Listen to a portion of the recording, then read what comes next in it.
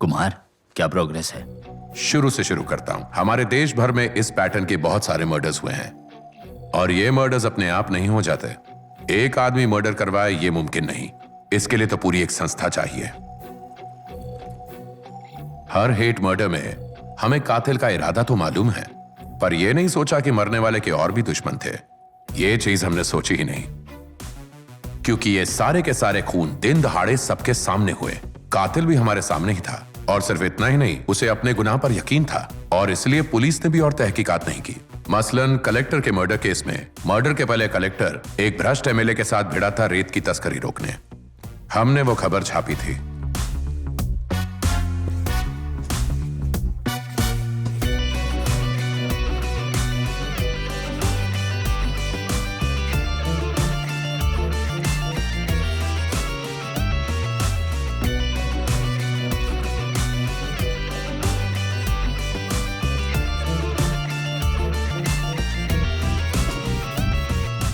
MLA collector को मारना चाहता है, पर उसका नाम सामने नहीं आना चाहिए, इसलिए उसको चाहिए एक अनजान किलर। वही है हमारा खूनी, और उस खूनी को गुमराह करता है इन्फ्लुएंसर। हमने उसे अपनी आंखों से देखा है। अब खूनी भी है और उसकी मति भ्रम करने वाला भी, और जिसने इस काम के पैसे दिए। अब हमें ठिकाना पता लगाना है सिर्फ इस संस्था का, और वहां तक पहुंचने के लिए एक ही कड़ी है, वो आदमी जो बाहर है। मुझे उसे फंसाना है और उससे सच उगलवाना है। हम जितनी भी देर करते हैं उतने और मासूमों की बलि चढ़ेगी। सिर्फ मरने वाला ही शिकार नहीं है, मारने वाला भी शिकार है।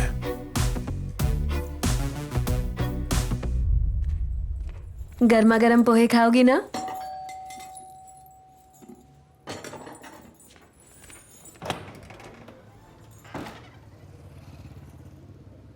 गैरेज में वेट करो, मैं आती हूँ।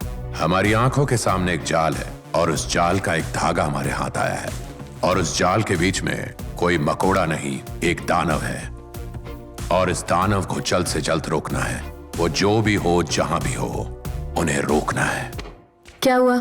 कुछ काम था क्या? अरे वो वाणम वाले मेरे पीछे हाथ धो के पड़े हैं। उनका रिपोर्टर तो ओरछा तक भी पहुंच गया। उसने हमारे एजेंट से बातचीत की जिसने कलेक्टर का काम करवाया था, और वो कुमार मेरी तरफ जिस तरह देखता है, मुझे तो कुछ न कुछ गड़बड़ लगती है। समझ में नहीं आया क्या करूं, तो यहाँ पर चला आया। अच्छा, तो सीधे यहाँ आ गए? हाँ, तुम्हें बताना था ना।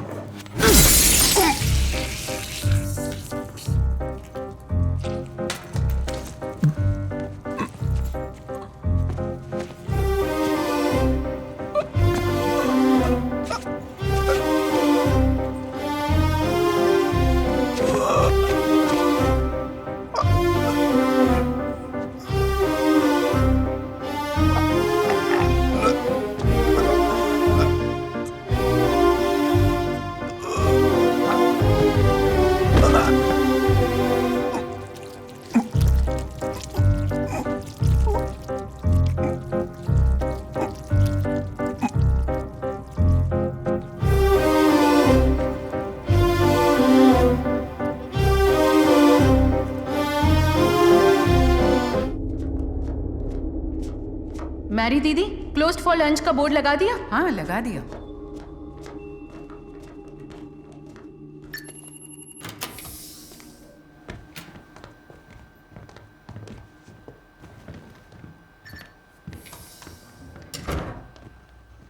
एक नई इंक्वायरी आई है, मैंने बेसिक मैचिंग कर ली है। अब तुम लोग बताओ। रेफरेंस?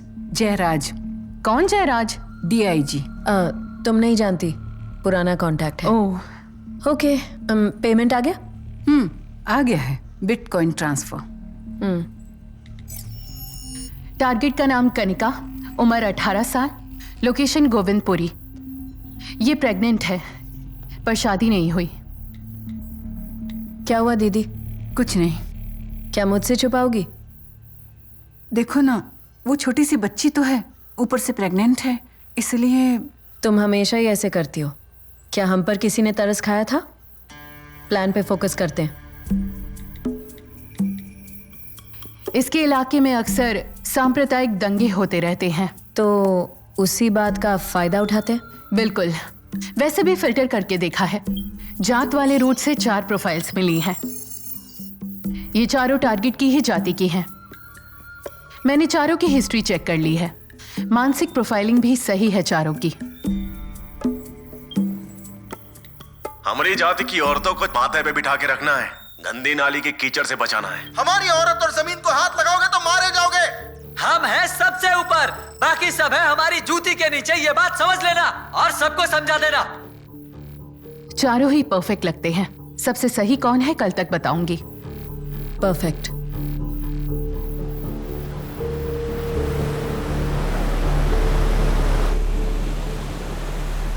जैसा कि मैंने कहा था, अब सब साफ है। जिनका खून हुआ सिर्फ वो विक्टिम नहीं है, कातिल भी विक्टिम है। राजेंद्र के घर से निकलने के बाद मैं और अधिराज जेल तक गए थे, उन मुजरिमों से मिलने जो इस पैटर्न के मर्डर्स में गिरफ्तार हुए। उन सब ने मुझे जो जो बताया, उससे मेरे कई सारे शक यकीन में बदल गए। वो पैटर्न समझ में आया कि वो किस तरह इन लोगों को चुनते हैं। Psychological profiling. प्रभु की माँ की एक छोटी सी इडली की दुकान है। उसका बाप नाकाम और बेवड़ा है, घर पर मारपीट करता रहता है। प्रभु अपनी साइकिल से ही अपनी दुकान तक जाता है। साइकोलॉजिकल प्रोफाइलिंग मतलब मानसिक अवस्था देखकर लोगों का चयन करना। मानसिक अवस्था कैसे? वो ऐसे लोगों को ढूंढते हैं जो धर्म, जात या कौम को लेकर कट्टरवादी हैं। आज ऐसे लोगों को ढूंढना मुश्किल नहीं है। ये आज से 10 या 15 साल पहले मुमकिन नहीं होता। तो फिर क्या बदला? Social media. एग्जैक्टली। हम कौन हैं, क्या सोच रहे हैं, क्या कर रहे हैं, हमारा मूड कैसा है, ये सब हम आखिर कहां बताते हैं? फेसबुक, ट्विटर, इंस्टाग्राम, टिकटॉक, यानी कि सोशल मीडिया प्लेटफॉर्म्स पर। यह है प्रभु की फेसबुक प्रोफाइल। उसे किसी लड़की से प्यार था और हर जगह उसका पीछा करता रहता था। लड़की ने कंप्लेंट फाइल कर दी तो हलचल मच गई। 2 महीने पहले उसने सुसाइड करने की कोशिश की। यानी अनपढ़ है, जातिवादी और सेक्सुअली फ्रस्ट्रेटेड भी। सोशल मीडिया उनका सबसे सटीक औजार है। वो उसी से भांप लेते हैं कि किसको खूनी बनाया जा सकता है और किसको नहीं। यही उनका तरीका है। मैंने कुछ वीडियोस निकाले हैं, देखिए। हमारे ही टुकड़ों पर पल रहे हो, इसलिए चुपचाप रहने का। अगर टपका डाला ना तो ना ही कोई लाश पर रोने आएगा और ना ही कोई मातम मनाने, समझा ना? अरे स्टीफन एकदम फर्जी आदमी है, पैसों के लिए धर्म बदल लिया, अपनी फिल्मों में भी प्रचार करता है। हाँ, वो हर फिल्म में अपुन के धर्म पे उंगली उठाता है। जो भी अपुन के धर्म पे उंगली उठाएगा उसका हाथ काट देगा मैं, छोड़ेगा नहीं उसको। तुम 2 टके के रिव्यूअर्स, तुम होते कौन हो हमारी बुराई करने वाले? हाँ, अब उन काट के फेंक देंगे और खून भी पी जाएंगे, आजमा के देख लो। उदाहरण के तौर पर, अगर उनका टारगेट कोई पिछड़ी जाति का व्यक्ति है तो सोशल मीडिया पर एक जाति कट्टरवादी को ढूंढेंगे। फिर वो उन सभी का मानसिक संतुलन चेक करेंगे, उनको उल्टी सीधी पट्टी पढ़ाकर उन्हें और ज्यादा भड़काने की कोशिश करेंगे और इस तरह इन गरीब लोगों के गुस्से को और हवा देंगे और कातिल बनाएंगे। मैं जेल में कुछ ऐसे ही कैदियों से मिला था।